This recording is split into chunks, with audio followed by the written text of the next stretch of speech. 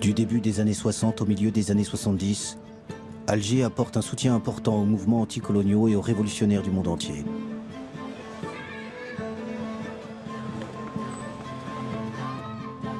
Une fois l'indépendance acquise, après 8 années d'une guerre cruelle, l'Algérie de Ben Bella, puis celle de Boumedienne, sera une terre d'accueil de militants du tiers-monde en lutte contre l'oppression coloniale ou raciale.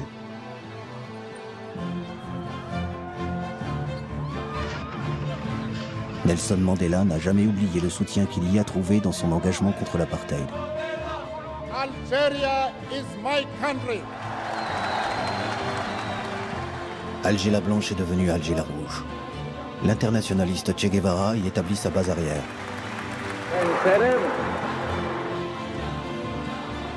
Le leader afro-américain, Eldridge Cleaver, veut en faire le centre de rayonnement international du Black Panther Party.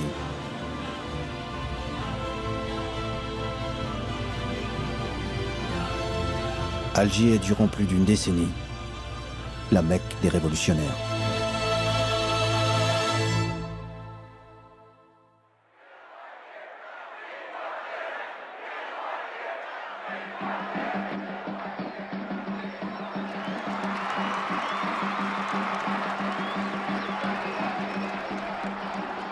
Juillet 1962. L'allégresse est dans les rues d'Alger. Les Algériens fêtent leur indépendance et la fin de 8 années de guerre.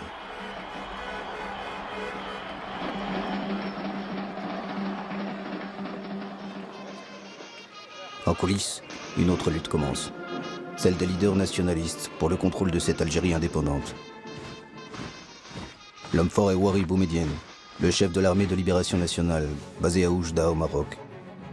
Son allié est Ahmed Ben Bella. Ben Bella et Boumedienne rentrent ensemble à Alger. L'austère Boumedienne affiche un large sourire, le pouvoir est acquis, mais pour l'heure, le héros des Algériens est Ben Bella.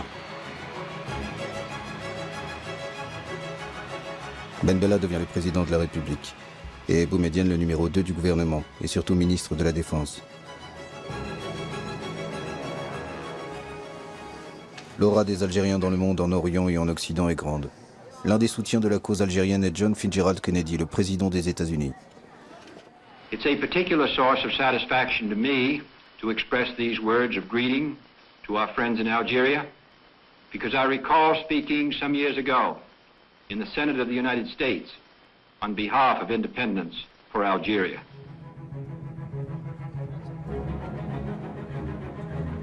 En octobre 1962, Ahmed Ben Bella se rend à New York pour la cérémonie officielle de l'entrée de son pays en tant que 109e membre de l'Organisation des Nations Unies.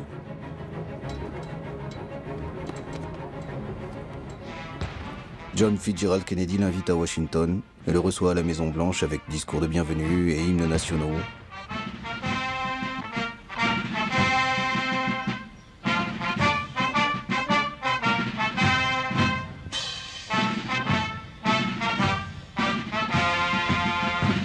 Les fausses notes de l'hymne algérien joué par les Américains n'enlèvent rien à la volonté de Kennedy de marquer cette visite par des gestes amicaux.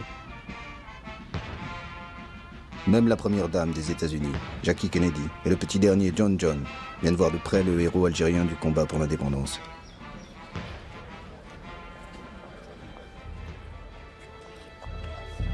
Lorsque Kennedy et Ben Bella se retrouvent pour un entretien privé, leur discussion ne porte pas sur une éventuelle coopération entre leurs deux pays. Ben Bella projette de s'envoler directement des États-Unis vers l'île de Cuba dirigée par le révolutionnaire Fidel Castro. Cela déplaît à Kennedy qui cherche à le dissuader. L'île de Fidel Castro est sous blocus des États-Unis. Elle vient d'accueillir sur son territoire, à moins de 150 km du sol américain, des missiles nucléaires de l'Union soviétique. Les deux grandes puissances sont au bord d'une guerre nucléaire.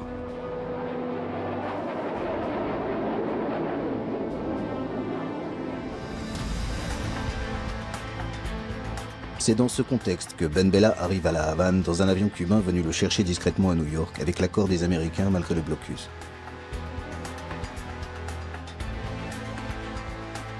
Jouant les Don Quichotte, Ben Bella projetait de faciliter le dialogue entre Cuba et les États-Unis. Mais l'accueil chaleureux de Castro transforme cette visite en un soutien inconditionnel à Cuba.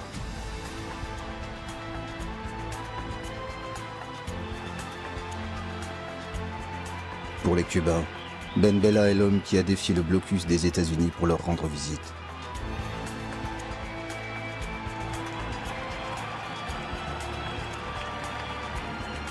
À Cuba, il y a le grand et charismatique Castro, mais il y a aussi son compagnon, le révolutionnaire internationaliste argentin Che Guevara.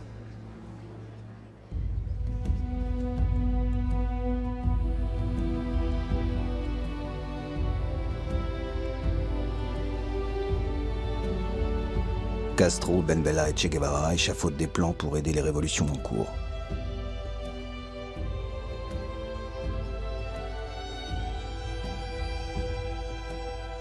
L'Amérique du Sud n'est pas mûre pour un soulèvement. L'Afrique est le maillon faible de l'impérialisme, dit Che Guevara à Ben Bella, qui en est aussi convaincu. Ben Bella sait que l'Algérie peut jouer un rôle important en Afrique. Le mouvement indépendantiste algérien est un modèle, tant sur le plan de la stratégie militaire que pour ses actions diplomatiques sur la scène internationale.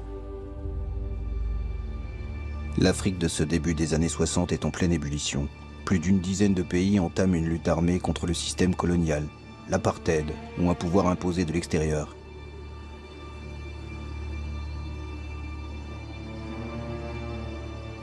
Dès avant l'indépendance, plusieurs leaders révolutionnaires africains viennent voir de près ce modèle.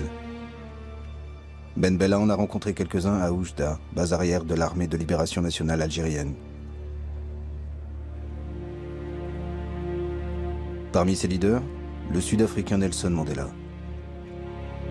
Mandela est un militant du Congrès national africain, l'ANC, qui lutte contre la ségrégation raciale de l'apartheid depuis 2 décennies. Il croyait profondément à la non-violence et au droit pour faire changer les choses. Le massacre de Sharpeville en 1960 fut un choc pour lui. Dans ce township du nord-est de l'Afrique du Sud, des policiers blonds tirent sans sommation sur des manifestants noirs sans armes. Une répression brutale qui fait 70 morts et près de 200 blessés. There are many people who feel that it is useless and futile for us to continue talking peace and non-violence against a government whose reply is only savage attacks on an unarmed and defenseless people. Nelson Mandela abandonne la stratégie de la non-violence et fonde la branche armée de l'ANC.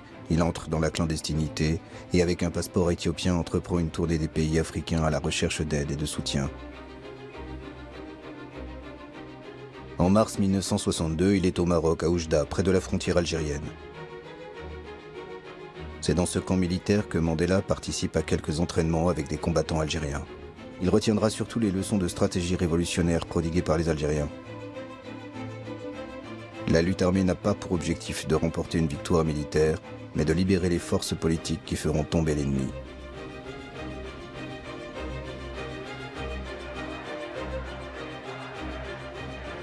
L'été 1962, de retour en Afrique du Sud, Mandela est arrêté. C'est dans une tenue traditionnelle de sa tribu que Mandela se présente devant ses procureurs. Parmi les chefs d'accusation figure son entraînement militaire avec les Algériens.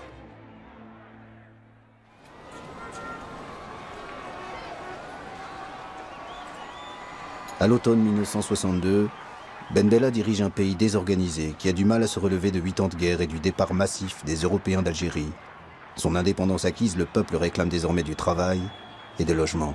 Ces difficultés économiques n'empêchent pas Ben Bella de s'engager pour l'Afrique, dont il fait son domaine réservé. Une revue est dédiée à cette cause, Révolution africaine. La direction est confiée à Jacques Vergès, l'avocat français des militants du FLN algérien durant la guerre d'indépendance. Jacques Vergès connaît plusieurs leaders africains qu'il a rencontrés à Oujda. Révolution africaine affiche dès ses débuts sa dénonciation du colonialisme et de l'impérialisme et leur sainte alliance en Afrique. En ce début de l'année 1963, les principaux collaborateurs de cette revue sont des journalistes français de gauche ou d'extrême gauche.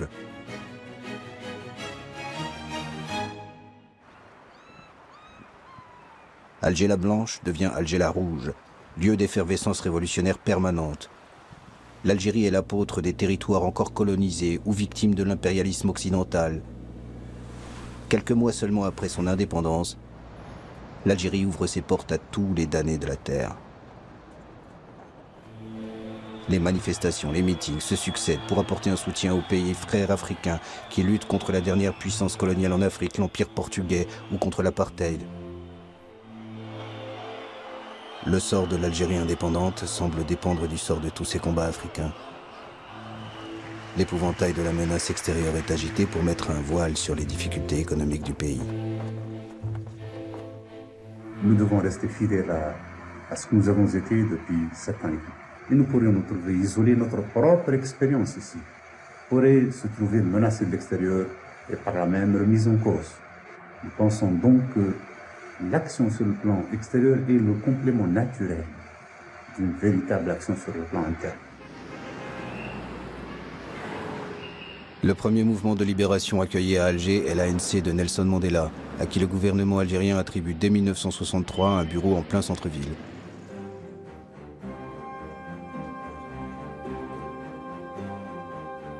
Les militants de l'ANC sont rejoints par des représentants de la Namibie et de la Rhodésie. Ils luttent tous contre un pouvoir entre les mains des Blancs qui exclut la grande majorité noire.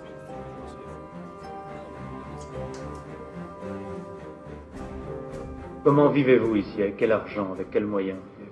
Eh bien, c'est grâce à le soutien du gouvernement algérien, le parti.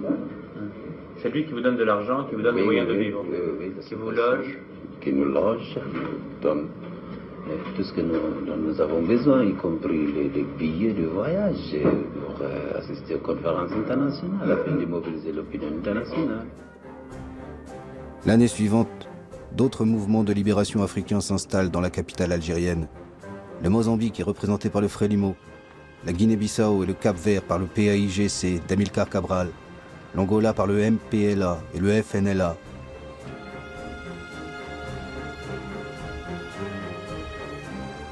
Certainement que tu bouges pas, hein?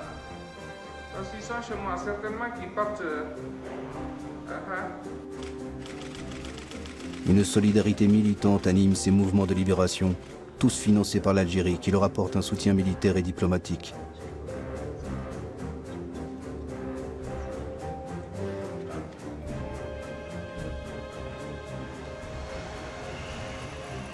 Une belle villa au centre-ville est mise à leur disposition. C'est là que le Guinéen Amilcar Cabral tient ses conférences à chacun de ses séjours dans la capitale algérienne. Le dirigeant du Parti africain pour l'indépendance de la Guinée et du Cap-Vert, le PAIGC, sait que la guerre se gagne aussi sur le terrain diplomatique. Alors Alger est devenu une caisse de résonance de son combat pour la liberté. Cabral, qui a le sens de la formule, qualifie un jour Alger de Mecque des révolutionnaires. À un journaliste qui lui demande d'expliquer cette formule, Cabral répond « Les musulmans vont en pèlerinage à la Mecque, les chrétiens au Vatican et les mouvements de libération à Alger. »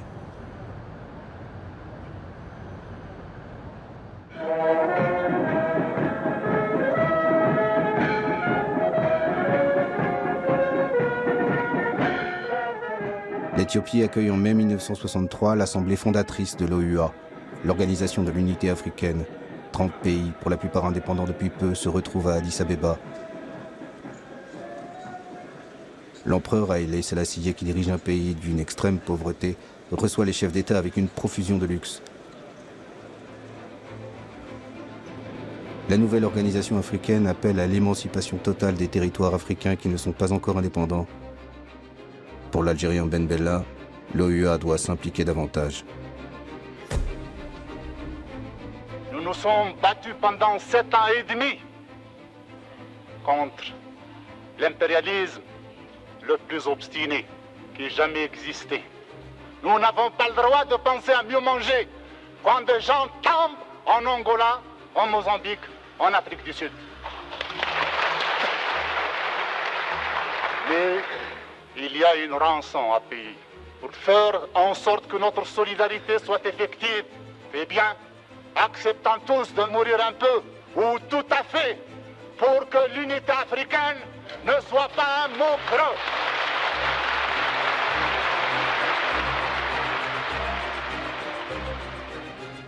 Ben Bella, qui affirme disposer de 10 000 volontaires algériens, n'obtient pas la création de bataillons africains pour venir en aide au mouvement de libération sur le continent. Mais un comité de coordination pour la libération de l'Afrique est créé. Ses actions militaires seront dirigées par l'ancien maquisard algérien Mokhtar Kerkeb.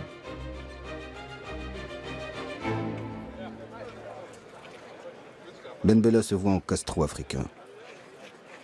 Il revêt une tenue militaire pour des actes symboliques, comme la destruction d'un bidonville. Quand ce n'est pas une tenue militaire, c'est un costume au col Mao qu'il endosse, en hommage au timonier de la révolution chinoise Mao Tse-tung. Ben Bella aime les bains de foule. Il multiplie les meetings et décrète l'autogestion par les ouvriers des propriétés abandonnées par les colons.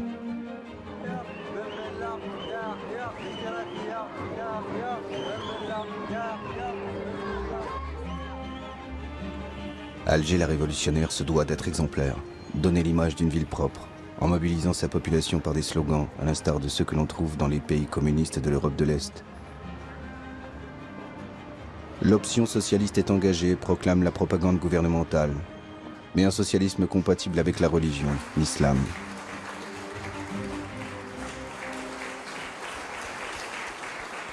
J'ai eu déjà l'occasion de le dire à certains amis communistes qui sont ici. Je voudrais parler très franchement. Pour nous, il est essentiel qu'on nous laisse notre Allah. Et nous sommes prêts à aller plus vite que n'importe quelle révolution socialiste. Ben Bella interdit le Parti communiste algérien au nom de la nécessité de construire un régime de parti unique, le FLN. Mais nombre de ses soutiens sont des communistes, à commencer par Che Guevara, qui effectue son premier séjour à Alger en juillet 1963, à l'occasion du premier anniversaire de l'indépendance algérienne. Sa venue apporte au gouvernement algérien une consécration révolutionnaire. L'icône de la révolution internationale est accueillie comme un messie qui prodigue ses conseils sur la planification socialiste. Vive la République algérienne démocratique et populaire et son gouvernement révolutionnaire.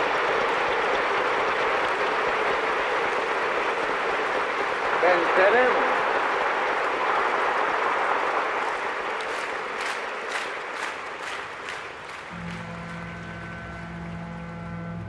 L'autre grand ami de Ben Bella est le leader du monde arabe, Gamal Abdel Nasser, le président égyptien, qui arrive sur un bateau baptisé El Houria, la liberté. Les deux hommes se connaissent depuis les années 50, lorsque Ben Bella était accueilli au Caire durant la guerre d'Algérie. Alger l'africaine est devenue durant quelques jours Alger la ville arabe et réserve un accueil triomphal aux raïs égyptiens.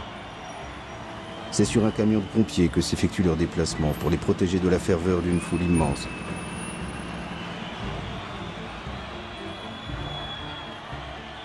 La proximité idéologique est très forte entre Ben Bella et Nasser. L'un et l'autre prônent un socialisme compatible avec l'islam. Le grand frère Nasser enverra à Ben Bella quelques conseillers politiques et des milliers d'enseignants pour une Algérie qui entame une campagne d'arabisation.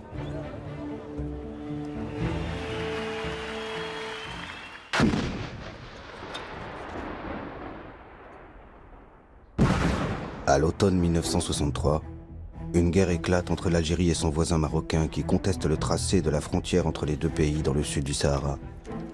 Un tracé hérité de l'ère coloniale, jamais accepté par le Maroc, qui décide de récupérer par la force la bande de sable revendiquée. L'armée algérienne ne fait pas le poids face à l'armée marocaine. Ben Bella fait appel à ses amis Castro et Che Guevara. Les Cubains volent au secours de la révolution algérienne en danger. C'est dans un navire livrant officiellement du sucre que sont transportés des hommes et du matériel pour venir en aide à la jeune révolution algérienne. L'Égypte de Nasser envoie des avions et des hélicoptères. Une guerre des sables qui se termine par un compromis. La zone revendiquée est démilitarisée. Ben Bella et le roi du Maroc Hassan II signent un accord sous l'égide de l'Organisation de l'Unité africaine.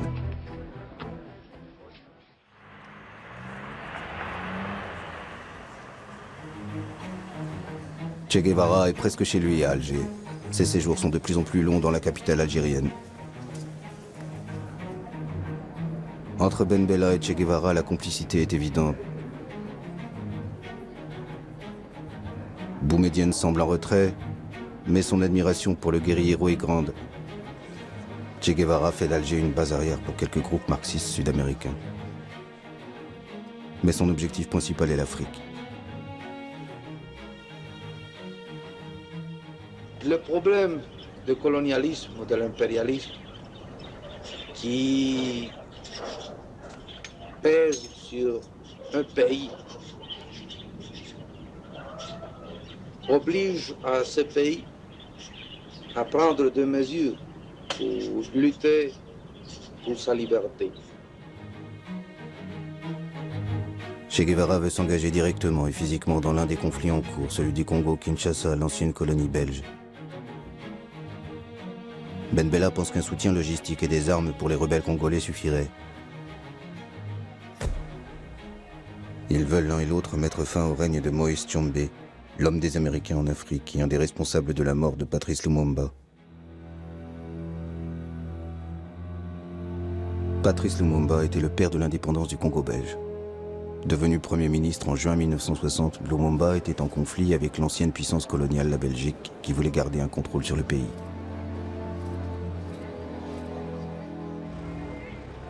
À l'instigation des Belges et des Américains, Patrice Lumumba est arrêté par le colonel Mobutu, chef d'état-major de l'armée.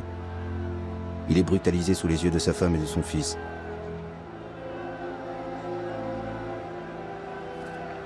Mobutu le livre à Moïse Tshombe qui contrôle le Katanga, une riche province du Congo.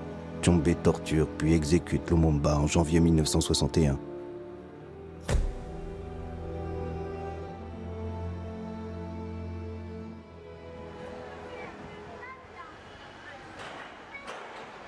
Alger se souvient de Patrice Lumumba, celui qui a payé de sa vie sa soif de liberté pour son peuple. Che Guevara aura aussi son boulevard à titre posthume. Les légendes des deux hommes se croisent dans cette ville d'Alger.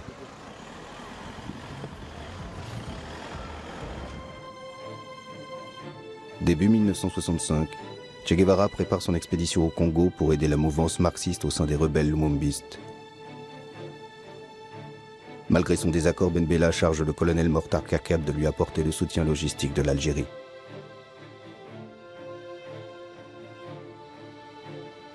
Che Guevara rejoint le maquis congolais en avril avec quelques guérilleros cubains chargés de l'instruction militaire des Congolais. Après quelques mois, cette expédition est un échec. Le Che et ses guérilleros se retirent du Congo et quittent l'Afrique pour d'autres foyers de guérilla en Amérique du Sud.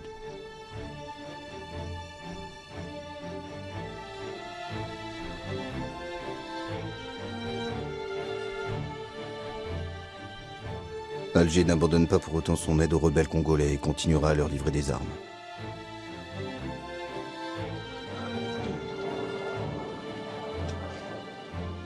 En Angola, où plusieurs mouvements luttent contre le colonialisme portugais, Alger soutient autant le marxiste Agostinho Neto que le pro-occidental Roberto Holden. L'Algérie n'est pas à un paradoxe près. Elle aide un homme largement financé par les Américains qui ne veulent pas que les marxistes prennent un jour le pouvoir en Angola. Avez-vous des contacts personnels avec M. Ben Bella? Je peux dire que nous avons des contacts personnels avec lui. D'ailleurs, nos officiers, comme vous avez pu le constater ici, ont été formés à l'école de guerre algérienne. Et ce qui fait que nos contacts avec les Algériens sont très bons et très poussés. En cette année 1965, Ben Bella est au sommet de sa popularité. Une popularité qui, croit-il, lui permettrait de s'affranchir de la tutelle du colonel Boumedienne qui l'avait aidé à prendre le pouvoir. Il décide même de remanier le gouvernement en écartant quelques proches de Boumedienne. Le conflit entre les deux hommes est manifeste. Mais Ben Bella pense que c'est une simple brouille qui sera vite oubliée. C'est un homme détendu, comme libéré d'une contrainte, qui tient un meeting le 17 juin 1965. Certains commentaires de presse, ou ce qu'appelle cette presse, d'éventuels conflits qui existeraient au sein de la direction révolutionnaire en Algérie. Eh bien, cette presse ment. Cette presse ment car en Algérie, il y a un régime et il y a une direction plus unie que jamais, qui est plus décidée aussi que jamais à faire face aux complots d'où qu'ils viennent et surtout les complots extérieurs.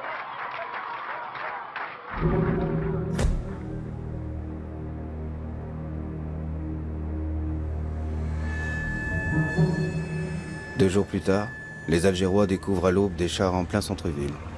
La plupart croient que c'est du cinéma.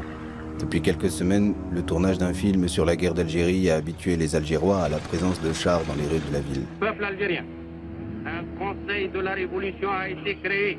C'est par un communiqué diffusé en boucle à la radio que les Algériens apprennent le coup d'État. Ben Bella a été renversé dans la nuit par des hommes qui agissent au nom d'un conseil de la révolution.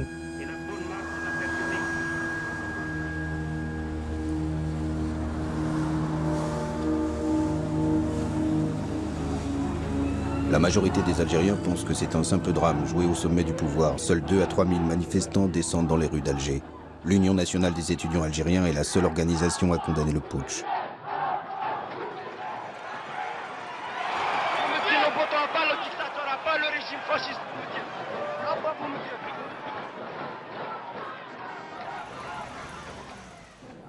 Le pouvoir acquis, il reste aux hommes de Boumedienne à faire oublier leur image de putschiste et redorer le blason révolutionnaire de l'Algérie auprès de la presse internationale. Rien n'est changé en Algérie. Quant aux lignes fondamentales, quant aux principes, nous revenons seulement à la source. La source révolutionnaire est sur la base des principes inscrits en lettres de sang au cours de cette année et demie de lutte. Le colonel Boumedienne prend les rênes du pays. Ses hommes de confiance sont Qaïd Ahmed et Abdelaziz Bouteflika, qui étaient tous les deux à ses côtés déjà avant l'indépendance. Boumedienne cumule les fonctions de président du Conseil et de ministre de la Défense, car il sait que l'armée est la véritable détentrice du pouvoir en Algérie, une armée qui sera de mieux en mieux structurée et équipée. Après le coup d'État, le style a changé, mais pas les orientations de politique étrangère. La flamboyance de Ben Bella fait place à la sobriété de Boumedienne. Alger reste fidèle au principe de soutien inconditionnel aux exilés et militants venus de tous les continents. Même les petites organisations comme le Mouvement pour l'autodétermination et l'indépendance de l'archipel des îles Canaries sont aidées par Boumedienne. Le mouvement d'Antonio Cubio mène une campagne internationale contre la domination espagnole du régime franquiste sur les îles Canaries. Sous Boumedienne, Alger continue à être la capitale des révolutionnaires de toutes obédiences. Avant, Moscou était le centre de tous les mouvements révolutionnaires à l'époque. Maintenant, c'est devenu... Enfin, vous savez, il y a un déplacement du centre de gravité. Oui, des centres de gravité révolutionnaires vers le tiers-monde. C'est-à-dire qu'Alger est devenu à peu près cette espèce de... il va jouer le rôle qu'il jouait Moscou à l'époque de l'international ou de la Comintern, si vous voulez. Une espèce de centre de tous les mouvements de libération. L'hospitalité algérienne est sans limite. Près d'une vingtaine d'organisations trouvent refuge à Alger. Mais cette hospitalité n'est pas sans nuance ni hiérarchie. Il y a ceux dont la représentation a rang d'ambassade et sont logés dans les villas de quartiers chics ou dans de beaux appartements du centre-ville. Et ceux qui sont relégués en périphérie et à qui on conseille la discrétion, comme le Front de libération du Québec ou le Front de libération de la Bretagne française.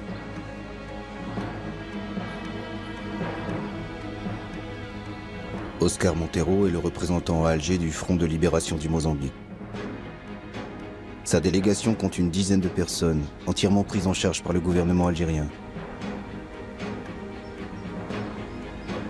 L'Algérie assure également l'entraînement militaire de plusieurs centaines de combattants mozambicains.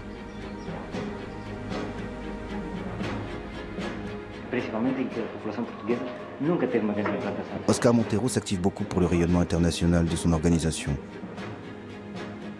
Mais c'est la solidarité avec les autres mouvements de libération qui luttent contre l'empire colonial portugais qui lui paraît essentiel.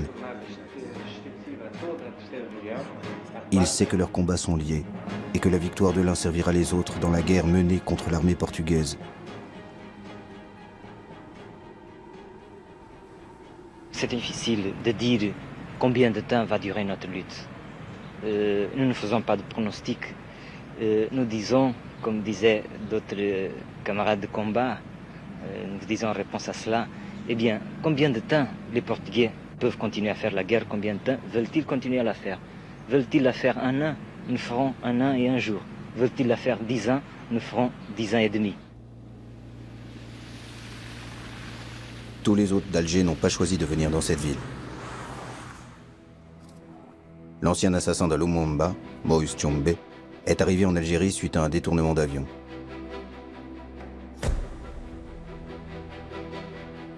En cette année 1967, Moïse Tshombe était en exil en Espagne. C'est lors d'un voyage que son avion est détourné vers Alger par une de ses relations d'affaires. 2 ans auparavant, Moïse Tshombe avait été destitué de son poste de Premier ministre et condamné à mort par contumace par celui qui est devenu le maître absolu du Congo-Kinshasa, Joseph Désiré Mobutu.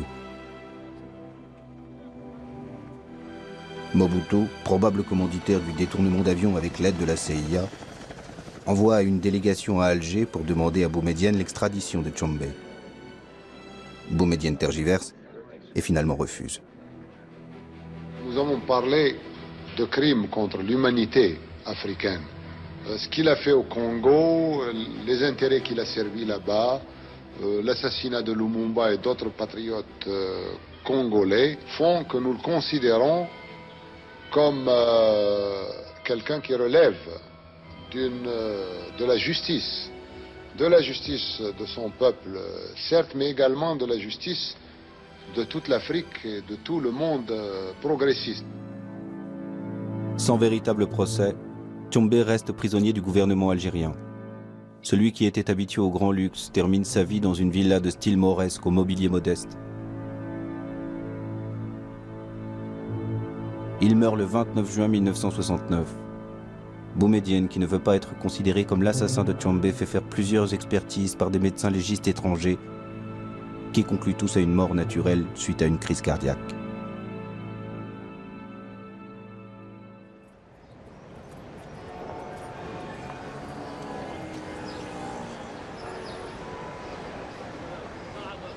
La première représentation de la Palestine en Algérie est celle du Fatah de Yasser Arafat, à laquelle est conféré un rang d'ambassade. Quelques années plus tard, c'est l'OLP regroupant toutes les organisations palestiniennes qui occupent cette belle demeure.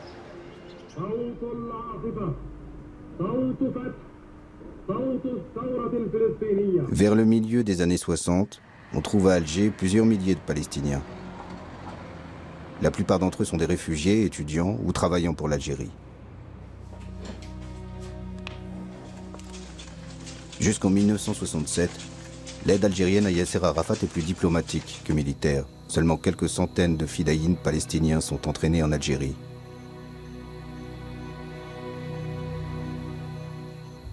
أتوجه إلى إخواننا في الجزائر ليقفوا هذه الوقفة، وأنا أذكر قول لبعض إخواني المجاهدين أيام الثورة الجزائرية كانوا يقولون أننا لا نستطيع أن نقول أن الجزائر قد حررت ما دام فلسطين تحت نير الاستعمار.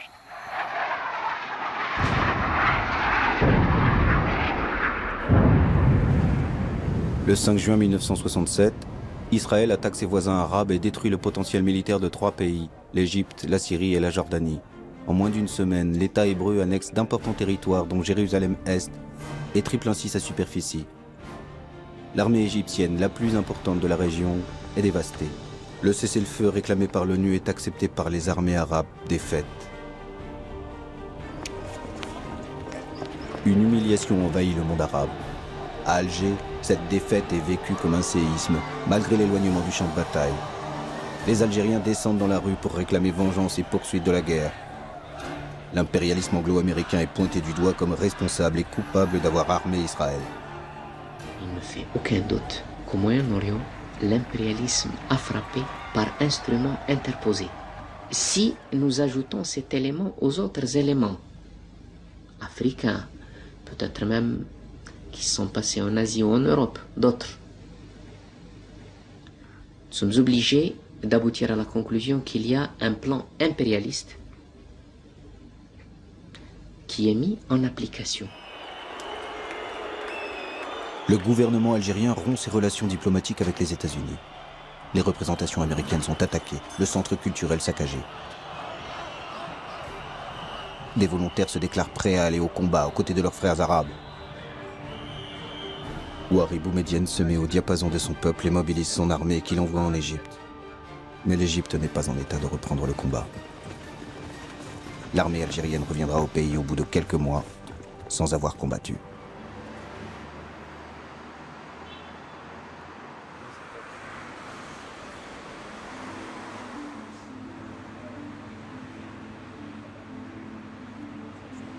Le Front national de libération du Sud-Vietnam a une ambassade dans le beau quartier d'El Biar. Les Algériens ont une dette envers les Vietnamiens. En 1954, c'était la victoire des communistes vietnamiens contre l'empire colonial français à Dien Bien Phu qui a donné des ailes au FLN algérien pour engager une lutte armée. La solidarité avec la résistance sud-vietnamienne trouve un important écho auprès des Algériens.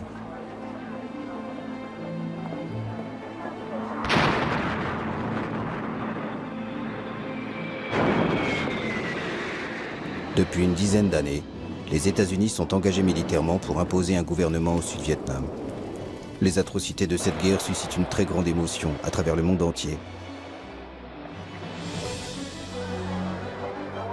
La mobilisation dans les villes américaines rassemble des foules immenses. Chaque jour, les jeunes qui refusent d'aller faire la guerre sont plus nombreux. Les Noirs américains sont les plus hostiles à cette guerre contre un peuple qui ne leur a rien fait. Aucun Vietnamien ne m'a traité de nègre, affichent certaines pancartes de manifestants. Stokely Carmichael, théoricien du pouvoir noir, et un des leaders du Black Panther Party, le mouvement radical contre les discriminations, appelle les Afro-Américains à déserter l'armée et refuser d'aller se battre au Vietnam. Pourchassé par le gouvernement américain, Carmichael trouve refuge à Alger en 1968. Il est devenu un ennemi de son pays. And it is important that we begin now to visit African countries so that when the United States invades Africa, as she will have to in the coming years, we will have developed a revolutionary consciousness among African Americans that they will not fight. En 1969, c'est un autre leader du Black Panther Party, Eldridge Cleaver, qui demande asile à Alger, fuyant les États-Unis après des affrontements violents avec la police. Le gouvernement algérien l'accueille généreusement, met à sa disposition une villa dans le quartier d'El Biar et lui alloue une bourse mensuelle.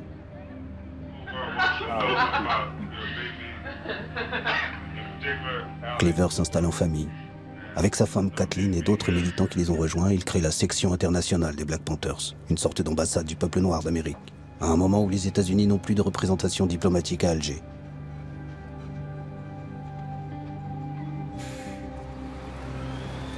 Un centre culturel afro-américain est installé dans la rue la plus fréquentée, au centre-ville. Les jeunes Algériens découvrent ainsi les États-Unis à travers le combat des Noirs américains.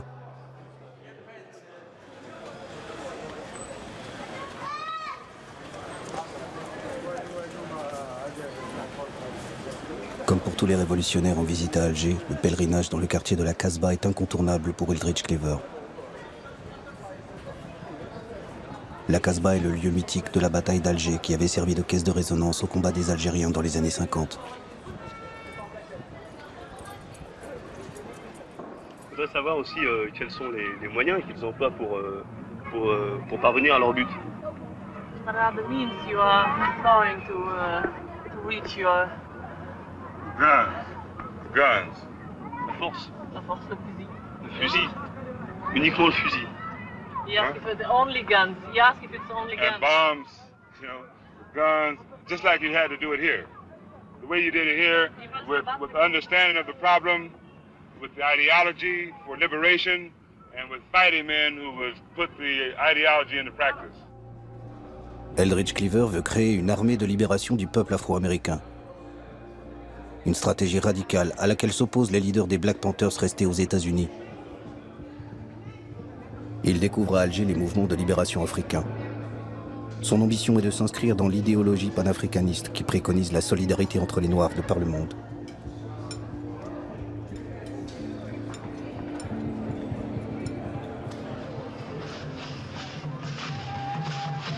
Le combat des Noirs, d'où qu'ils viennent, a une tribune, la capitale algérienne. Le temps d'un été, Alger est la capitale de l'Afrique, en accueillant le premier festival panafricain.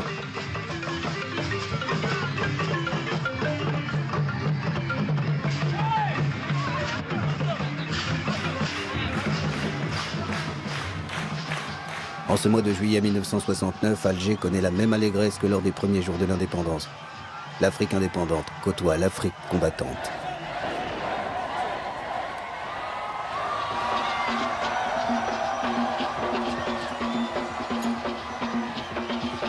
Un brassage de population envahit Alger. La ferveur emporte une jeunesse algérienne qui a soif de liberté.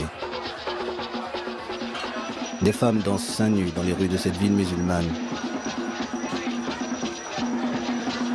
Des scènes qui ne se reproduiront jamais.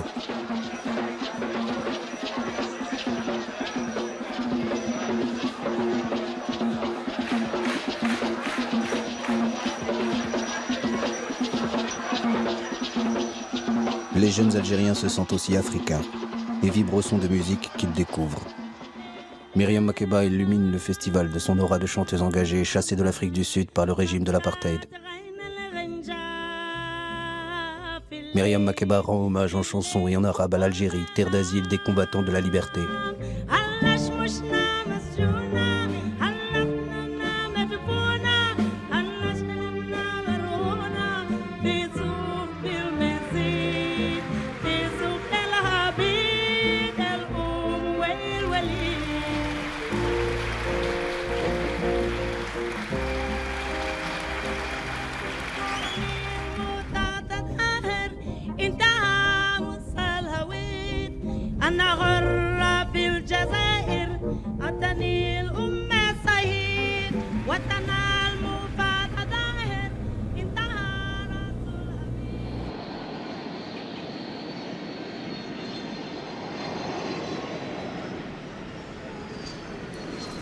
En juin 1970, un avion en provenance de Rio de Janeiro arrive à Alger. Pour les 40 militants révolutionnaires brésiliens qui sont à bord, l'Algérie est leur terre de liberté. Ils viennent tous de sortir des prisons de la dictature brésilienne, en échange de l'ambassadeur allemand pris en otage par leurs camarades. À la violence de la dictature qui emprisonne et torture quiconque leur paraît suspect, ces militants d'extrême gauche ont choisi une autre violence, le terrorisme, pour alerter l'opinion internationale. Nous attaquons d'abord aux diplomates parce que eux, ils sont responsables, ils sont complices de la dictature. La dictature au Brésil, elle ne tiendrait pas si elle n'avait pas un gros appui financier et politique venant de l'extérieur. En un peu plus d'une année, 4 diplomates occidentaux sont pris en otage au Brésil. Parmi les exilés arrivés en 1970, se trouvent d'anciens preneurs d'otages, comme certains auteurs du rapt de l'ambassadeur américain, un an auparavant. Si les prisonniers que vous réclamiez contre l'ambassadeur américain n'avaient pas été libérés, est-ce que vous auriez tué l'ambassadeur Elbrick? Oui. Militants radicaux, simples opposants politiques. L'Algérie est la terre d'accueil de tous ceux qui luttent contre la dictature militaire au Brésil depuis 1964. Apollonio de Carvalho et ses camarades sont logés au centre familial de Ben Aknoun, sur les hauteurs d'Alger.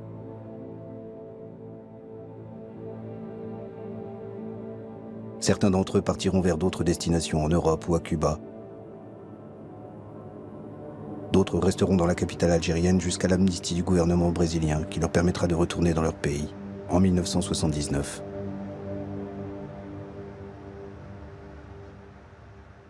A Delta Airlines DC-8 hijacked yesterday in Florida landed today in Algeria. Aboard it were the crew, 8 people, the hijackers, 3 men and 2 women, the women accompanied by their 3 children. A $1 million ransom extorted by the hijackers in Miami. 2 ans après les Brésiliens, ce sont des Afro-Américains, auteurs de détournements d'avions aux États-Unis, qui choisissent l'Algérie comme destination. À l'été 1972, 2 avions américains atterrissent à l'aéroport d'Alger. Les pirates arrivent avec des rançons extorquées aux compagnies aériennes et veulent rejoindre les Black Panthers.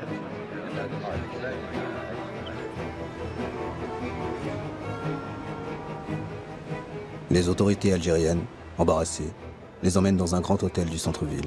Après plusieurs jours d'interrogatoire, la police algérienne les laisse rejoindre la bande de Cleaver, mais confisque l'argent des rançons qui sera rendu aux compagnies aériennes. Eldridge Cleaver est furieux. Pour lui, cet argent doit financer son combat révolutionnaire contre les États-Unis. Il demande aux pirates, qui sont désormais sous sa tutelle, de lire une lettre ouverte au gouvernement algérien. We are shocked and bewildered to be branded as criminals for our revolutionary activities and to see our successful revolutionary actions threatened with ultimate defeat by the Algerian government. It was the United States government itself that requested of the Algerian government to allow the plane to land in Algeria. We feel that by allowing the plane to land in Algeria, the Algerian government is not obligated to go one step further and play the part of policeman for the United States government.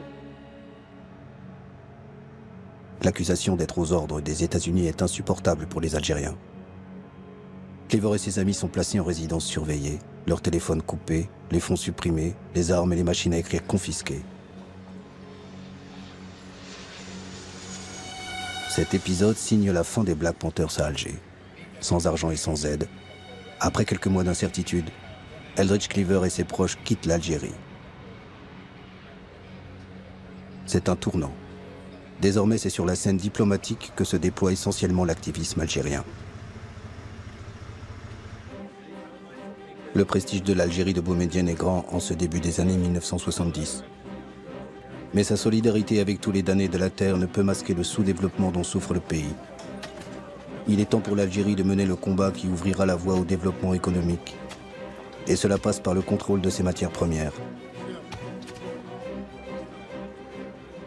يسرني أن أعلن وبصفة رسمية باسم الحكومة باسم مجلس الثورة والحكومة أنه ابتداء من اليوم قررنا باش ناخذ 51% من الشركات البترولية الفرنسية.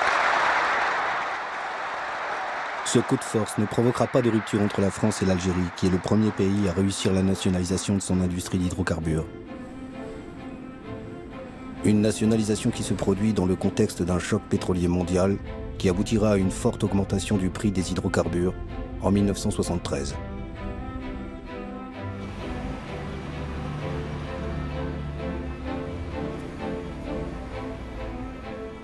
Cette même année, Houari Boumedienne accueille à Alger le sommet des non-alignés en leader du tiers-monde. Un tournant pour cette organisation qui prône l'union des pays pauvres contre les pays riches. Pour la première fois, les deux grandes puissances, les États-Unis et l'Union soviétique, sont placés sur un pied d'égalité.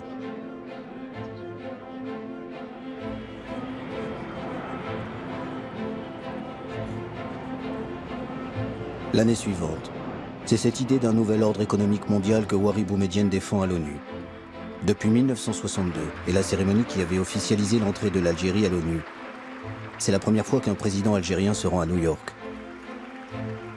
C'est l'occasion choisie par Richard Nixon pour l'inviter à Washington. Une rencontre importante pour le président américain qui déroge à la règle en vigueur: ne jamais recevoir à la Maison-Blanche le chef d'État d'un pays avec lequel les États-Unis n'ont pas de relations diplomatiques. Henry Kissinger, le chantre de la réelle politique, prolonge les discussions avec le président algérien. Depuis le départ des Black Panthers d'Alger, aucune tension n'existe entre les deux pays.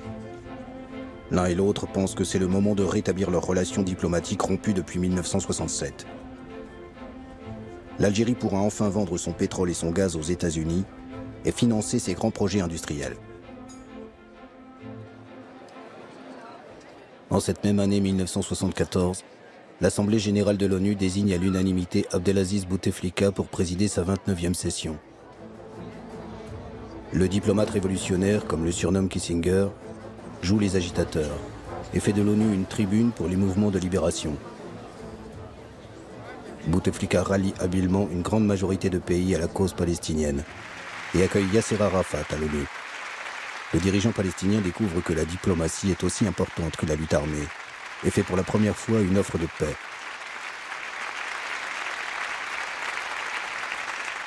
لقد جئتكم يا سيادة الرئيس بغصن الزيتون في يدي وببندقية الثائر في يدي فلا تسقط الغصن الأخضر من يدي لا تسقط الغصن الأخضر من يدي لا تسقط الغصن الأخضر من يدي.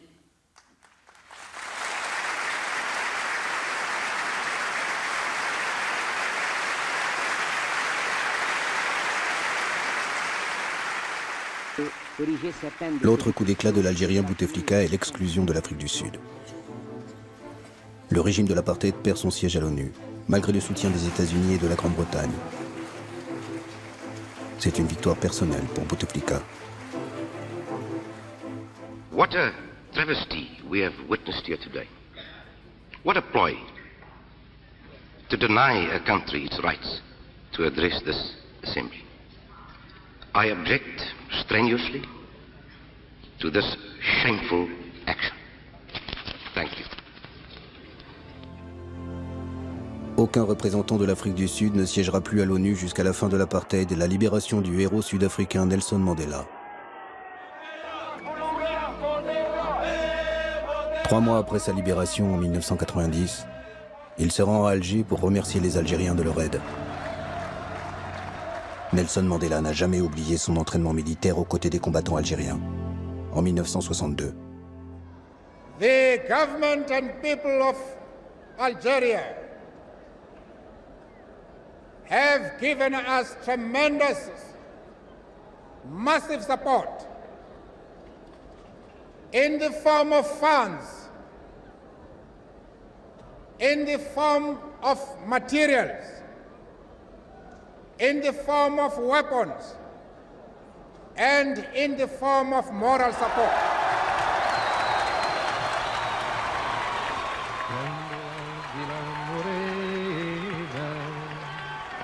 Le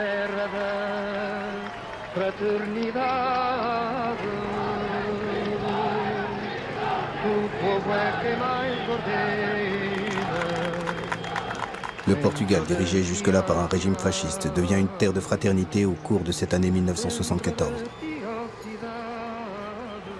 Des officiers opposés à la guerre coloniale menée par leur pays depuis une quinzaine d'années prennent le pouvoir à Lisbonne. Qu'est-ce que vous pensez des mouvements de libération africains?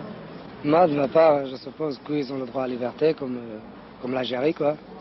Parce qu'ils auront le droit à la liberté, ils sont dans leur pays. C'est où, quoi, c'est pas nous. Le peuple portugais apporte un immense soutien à ce putsch militaire, d'autant que le pouvoir est très vite transféré aux mains des civils. L'un des hommes qui incarne ce pouvoir est le socialiste Mário Soares, qui devient ministre des Affaires étrangères. La révolution des œillets ouvre la voie aux indépendances des colonies. Les négociations avec les mouvements de libération peuvent enfin commencer. Le premier accord de paix est signé dans la capitale algérienne entre Mário Soares et Pedro Pires, le représentant du Parti africain pour l'indépendance de la Guinée et du Cap-Vert.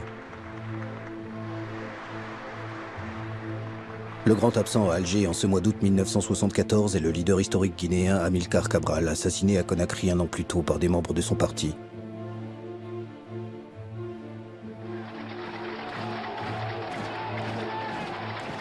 Après la Guinée-Bissau, ce sera au tour du Cap-Vert, du Mozambique et de l'Angola de fêter leur souveraineté. Mais les indépendances ne mettront pas fin aux souffrances des peuples. En Angola et au Mozambique, aux guerres d'indépendance succéderont les guerres civiles entre les différents clans nationalistes pour le contrôle du pouvoir.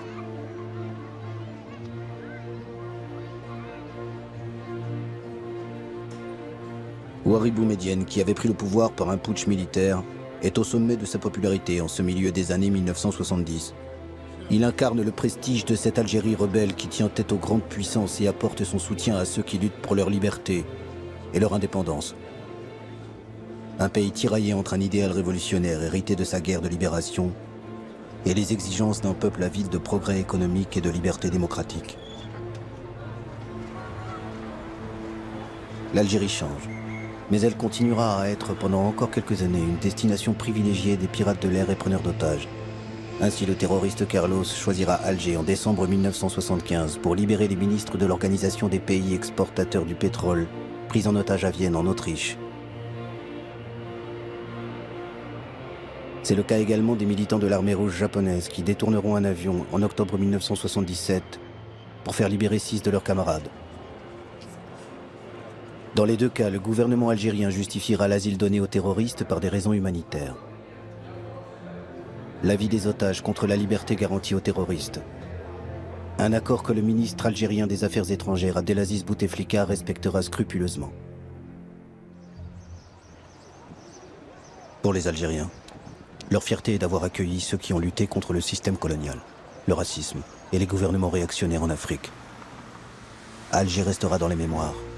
Elle aura été durant plus d'une décennie la Mecque des révolutionnaires. need.